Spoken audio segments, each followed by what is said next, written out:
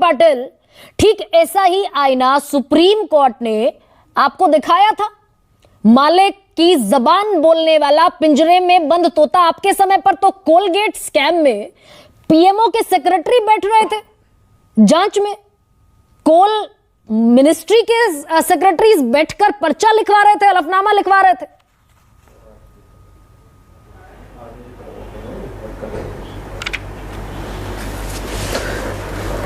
देखिए गरिमा जी, जितने आरोप हुए हैं वो सारे आरोप राजनीतिक थे, भाजपा का एक षड्यंत्र था और उसके तहत आरोप किए गए। मुझे बताइए, आज 10 साल से ज्यादा का समय हो गया है, सारी व्यवस्थाओं को किस तरह से अपने हाथ में रखा है, ये भी एकदम खुल्लम खुल्ला सबके सामने आया है। इस देश के 70 साल के इतिहास में पहली बार 4 जजेस सुप्रीम कोर्ट के सामने आकर कहते हैं कि हमारे ऊपर दबाव है। और फिर जब गंगोपाध्याय जैसे बड़े बड़े महेश वर्मा जी कह रहे थे, मैं ये कह ही नहीं रही हूं, मैं मुद्दे पर आज आपसे भी चाहती हूं कि थोड़ा सा 2-4 हर्फ की बात हो जाए। मैं ये कह ही नहीं रही बीजेपी ने क्या किया, कोल स्कैम गलत था, कॉमनवेल्थ घोटाला गलत। चल हो जा शुरू। केसरिया से मन जोगी हुआ रे, दिल झूमे देखो पतवारा हुआ रे, दिल झूमे देखो पतवारा हुआ रे। हर पल मनाओ केसरी त्योहार। विमल, बोलो जुबान केसरी। था 2G स्पेक्ट्रम गलत था, कोर्ट ने क्या वर्डिक्ट दिया। मैं तो ये कह रही हूं, रंजीत सिन्हा सीबीआई डायरेक्टर थे, उन्होंने खुद माना कि उनके साथ हलफनामा बनवाने में पीएमओ के सेक्रेटरी बैठे हुए थे। कोर्ट ने कहा भाई क्या काम था उनका पीएमओ के सेक्रेटरी का बैठे रहने का, कोयला मंत्रालय के संयुक्त सचिव का क्या काम था हलफनामा बनवाने में। तो जिनके खिलाफ जांच है वही बैठे हुए हैं सीबीआई डायरेक्टर के साथ, रंजीत सिन्हा के साथ। ही तो माना कोर्ट में आप लोगों ने। नहीं, एक बात आप समझ लीजिए कि सर्वोच्च न्यायालय ने अगर कोई आक्षेप लिया है तो उसमें सामने क्या क्या चीजें आई वो भी ज्यादा महत्वपूर्ण हो जाता है गरिमा जी।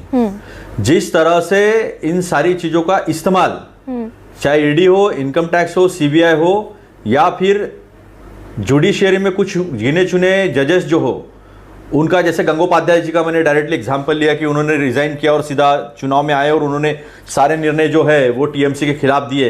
ये तो सारे जनता के सामने है। तोता कहा था ना, आप ये कह रहे हैं कि उस समय जो 3 जजेस की बेंच थी वो कॉम्प्रोमाइज्ड बेंच थी, जिन्होंने ये वर्डिक्ट, जिन्होंने ये टिप्पणी की थी आप पर कि आप सीबीआई को प्रशासनिक अधिकार में लाते हुए चला रहे हैं।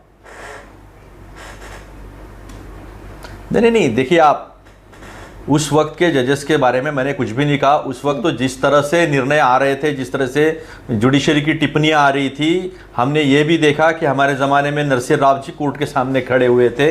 हमने ये भी देखा कि हमारे कई लोगों पे इंक्वायरीज हुई थी। इनफैक्ट अजीत दादा पवार पर तो इंक्वायरी इनिशिएट की थी आर पाटिल जी ने, जो अभी नहीं है, उन्होंने इंक्वायरी इनिशिएट की थी और उनके सारे लोगों के ऊपर आरोप भी यही किए थे। क्या किसी ने ऐसा कहा उस वक्त, जैसा रविंद्र वायकर जी ने कहा कि ऐसी परिस्थिति किसी पे नहीं आना चाहिए?